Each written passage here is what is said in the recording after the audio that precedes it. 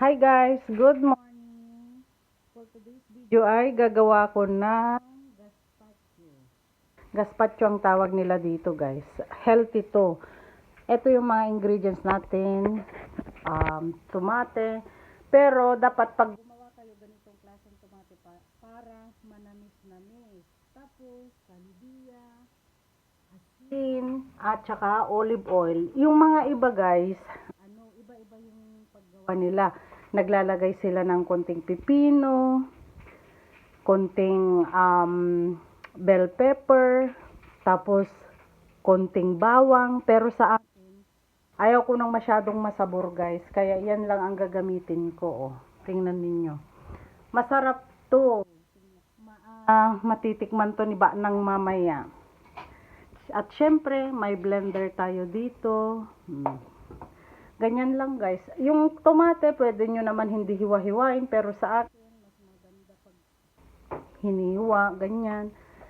Kaya yun, lagay na natin guys. May nahulog pang isa. Tapos, naghugas ako ng kamay ko. Lagay na natin sa blender. Saka natin i-blend. Manamis-namis ito. Masarap lalo na pag malamig. Buti naman at yung sandiya na ilalagay ko, malamig na. Nilagay ko kasi sa sa ref ilang araw na guys. Syempre hindi naman kumakain yung mga kasama ko dito. Bihira naman. Kasi hindi nga sila masyado mahilig sa prutas. Ako lang naman kaya gagawa na lang ako ng gazpacho. Ayan. Tapos lagyan natin ng konting olive oil. Kunti lang. Ayan. Para hindi masyadong masabor. Tapos, asin.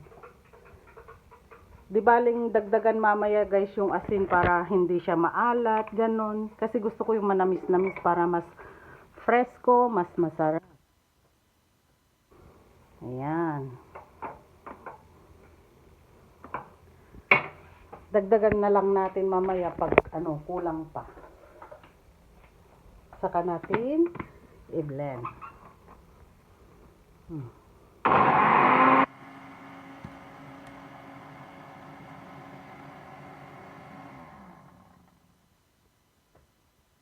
Pakita ko sa inyo mamaya guys.